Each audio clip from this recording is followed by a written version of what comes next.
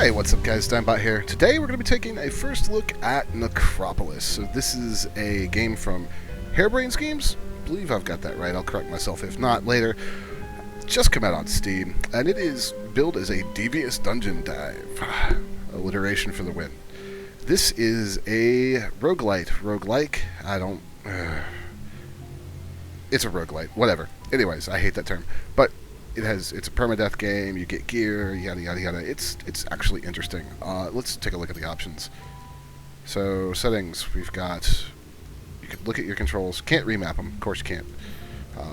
Playing on the mouse and keyboard is fine, I will explain that in just a few minutes. You can invert your y-axis, you got sensitivities, vibration, privacy. Let's actually go ahead and change that, because it is a multiplayer game. Player names can be on or off or automatic. Language, it's got a good bit of them. Audio, separate sliders for everything. Thank you. Video, full screen on or off. Resolutions, there's a decent amount of them here. You have a gamut that you can change. VSync on or off, anti-aliasing on or off, and advanced video, resolution scaling, SSAO, SS reflections, soft particles, lighting quality, shadow quality, geometry quality, and post-processing quality. It doesn't tell you what the post is, but it's not a bad menu, especially looking at the graphic style of this game. So let's hop in and play some. So you notice my character looks kind of badass. They do not start like this. We're going to go ahead and continue. This is after we played on stream for about 4 hours. Now, the idea of this game is that you're in this magical dungeon that can constantly reconstruct itself, and you have to get out. And you might notice from looking at this that the game has an interesting sense of humor. So here we are. This is my character. Now let's talk about a few things that you'll see on the screen. First, up in the top left, that's level 6. That is the level I am on, not my character level. I have 1,615 gems, which is one of the in-game currencies. And then that one that says 0 is actually favor. Favors. And you get them for, I believe it's favors. Anyways, I'll look it up in a minute, but you get them for completing quests for the Brazen Head. So you see, locate secret passages, become invisible, neutralize Nagwal. That's a enemy in the game. Now, you have 2 weapons that you could switch with the D-pad. Right on the D-pad, you can have up to 2 shields. I actually have a shield and a ranged weapon. Now, each weapon has 2 different modes of attack. So you have a light attack, a charged light attack, a heavy attack, and a charged heavy attack. And they are different for each weapon. For example, my shield can block, or I can shield bash and knock people down. My other weapon will do that, or I keep hurting myself with that. That's probably not good. Or do that. It doesn't necessarily have a charge. Now you notice it says I need food badly, so we're going to go ahead and eat this apple that I have in my inventory. And as I said, each weapon has its own attack styles. Now everything you do, including dodging, jumping, and using your weapons, is going to use your stamina. So managing it is a key component of the game. So that being said, let's open the inventory. So here you'll see I have an unknown potion. That sure is a magic scroll, which its description is magic word, magic word, magic word, picture of a demon, magic word. 2 more potions, a few iron rations, and another magic scroll. Now, the thing about this is you have very limited inventory space.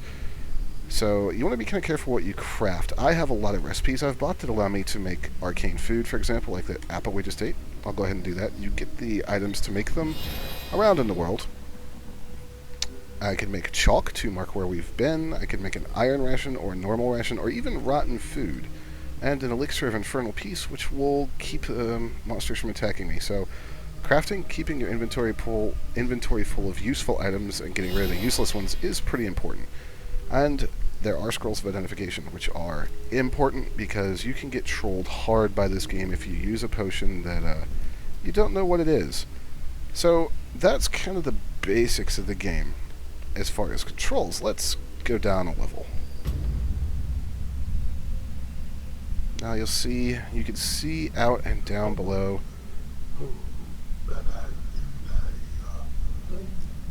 There's a door in this next level, and almost all of what I've said to you is a lie. That is the Brazen Head. That is that pyramid thing right there, and he's a dick. He enjoys messing with you. He breaks the fourth wall constantly. It's actually rather brilliant. This requires a token. Now, there are also codexes which you can buy, which give you more or less permanent buffs. That being said, let's hop out and do some dungeon crawling. Now, I mentioned earlier that the mouse and keyboard works fine. The way I know that is because when we played on-stream multiplayer, Movian, who jumped in with me, played on mouse and keyboard, had absolutely no problems.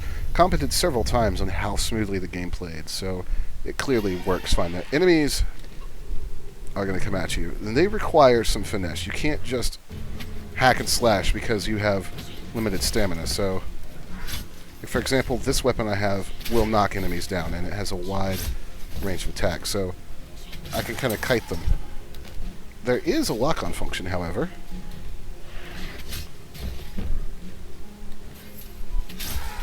And there we go. Now you notice they drop weapons. Almost every enemy will drop a weapon, and they're tiered 0 through, so far I think we've gotten to 4. Now, the smaller weapons are going to have... The longswords aren't, but like smaller weapons like hand axes and things will have quicker attacks, so they can be useful because they don't eat up as much stamina.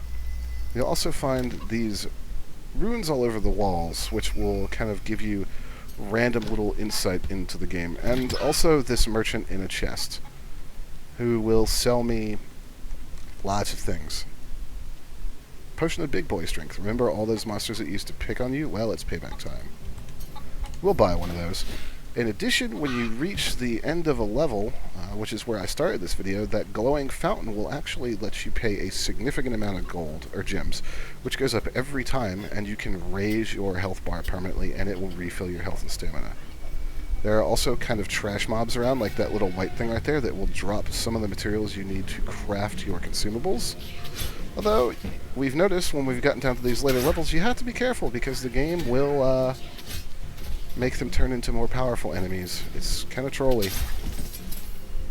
And that's kind of the name of the game with this game, that pun. It likes to troll.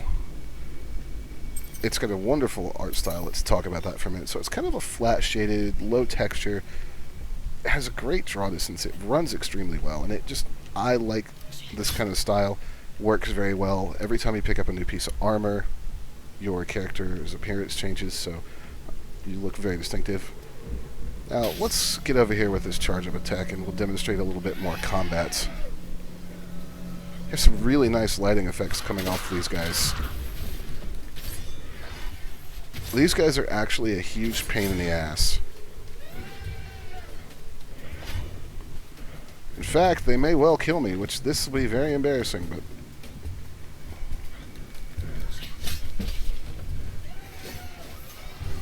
In fact, I really don't want to lose this character, so we may run like a bitch.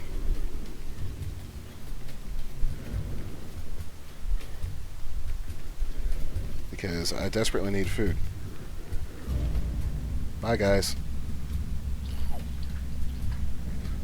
Now, there is no fall damage in this game, so I could very easily jump back off if I wanted.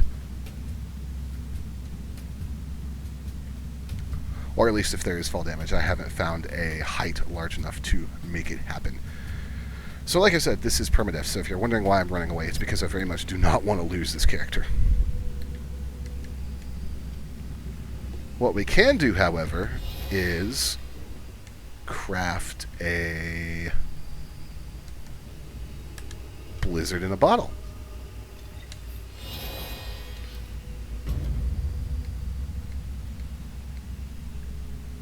And go back down and see if we can deal with these guys. I also have should give me time to charge up the secondary attack on this weapon, which is quite powerful. So strategy and knowing when to run away are completely valid tactics in this game, I feel. It's tough. It's extremely challenging. It wants to kill you, and if you lower your guard for even a second, it absolutely will.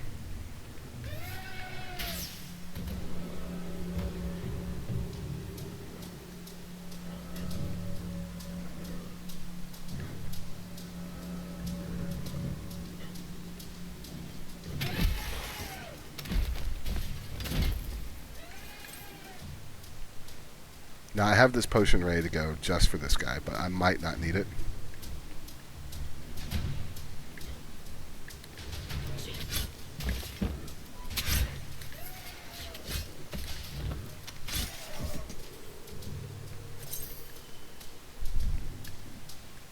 So separating out mobs from their groups can be a very good tactic.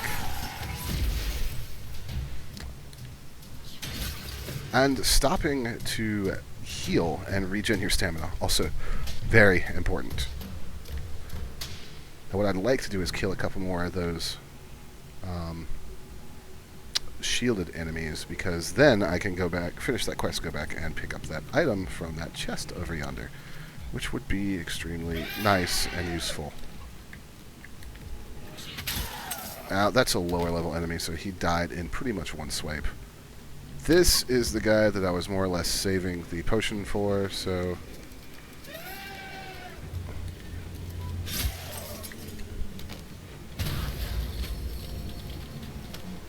I've hit myself with it too. That's bad.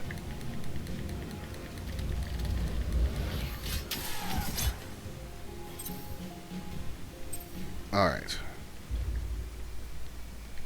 So yes, enemies are tough in this game.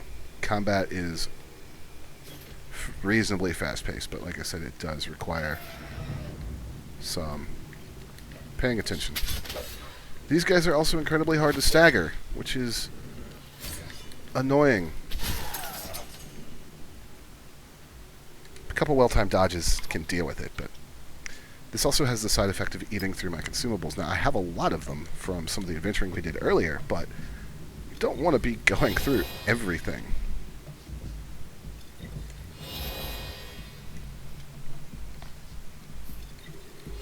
You are stuck standing still while you eat or craft, so it's best to make sure that you're not going to get jumped while you do that. And then we also have this lovely little thing up here, which is going to spawn some horrible, horrible creatures.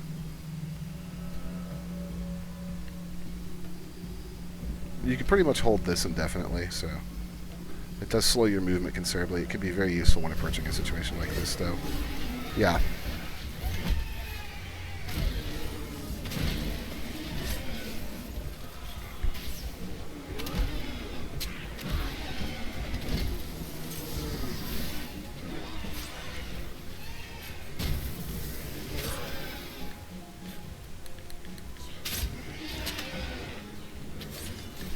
This is a very scary fight.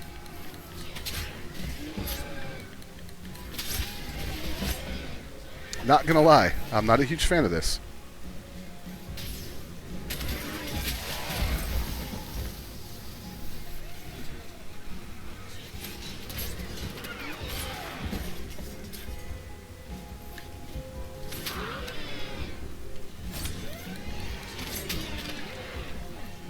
Yeah, and we're dead.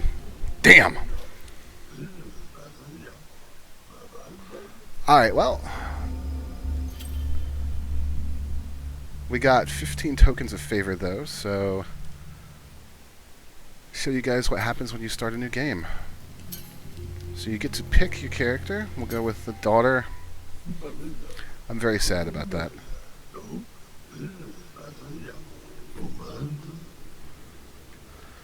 But this is a rogue-lite, so this is going to happen. You walk up and the controls are here. All obey the edicts of controller layout. So we're down to just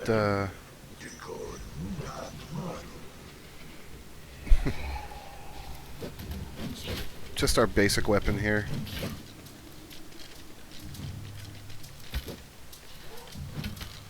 But this also has a pretty useful special attack, or power attack rather.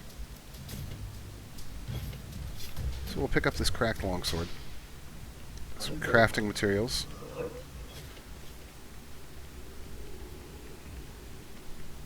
And we have quite the set of... quite the amount of tokens to turn in.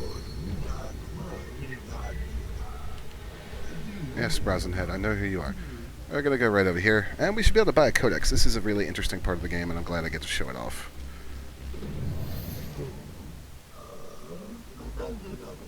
So, you don't necessarily know what these do. For example, the key to a good defense is a good defense. I'm assuming that would make my defense better.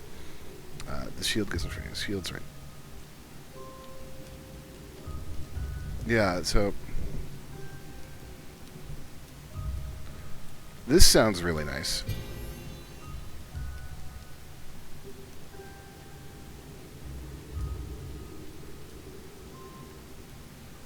What else can we buy?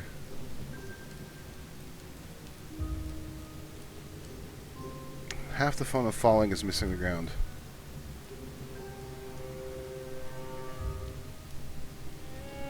I'm assuming this one probably makes me get more gems. We'll try this one and then get one that is for 4.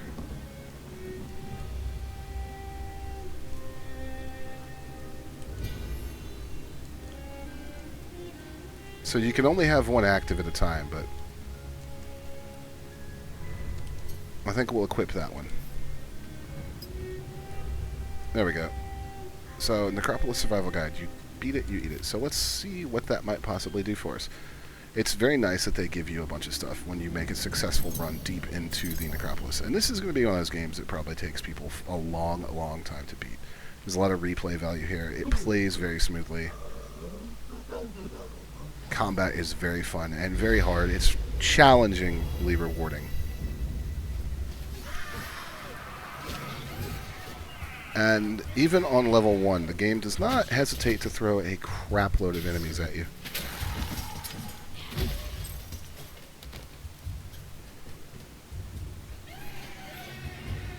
Is this going to make enemies drop food?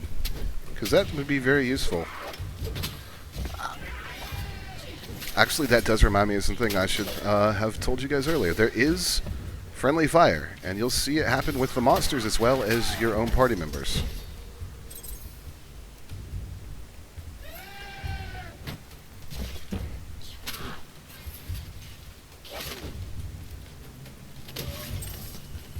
There we go. So yeah, I'm really enjoying this game. A couple maybe criticisms is I think maybe there could be some different classes, maybe a ranged, maybe a mage. And early level combat can be very tedious because you'll find yourself shield bashing people and then hitting them while they're down almost exclusively. But other than that, I mean, this really is a fun game. I've had a wonderful time with it playing just for 4 or 5 hours, and I can't wait to get some friends and do more, and that's going to be very easy because it's got nice, seamless drop-in, drop-out gameplay, and I'm a big fan of that. Hey look, a chest, which has a nice weapon in it.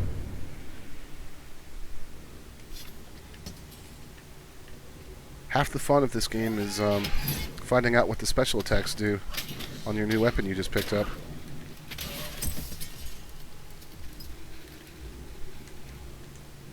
We will craft an iron ration.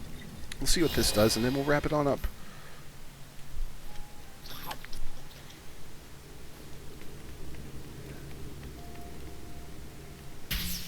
Come here, buddy.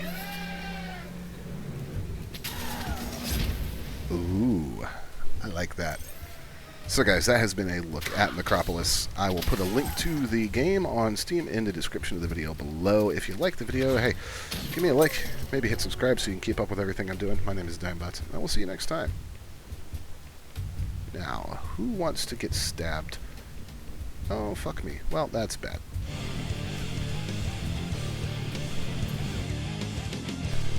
Like what you saw? Click subscribe so you don't miss anything. Or click on one of these other videos.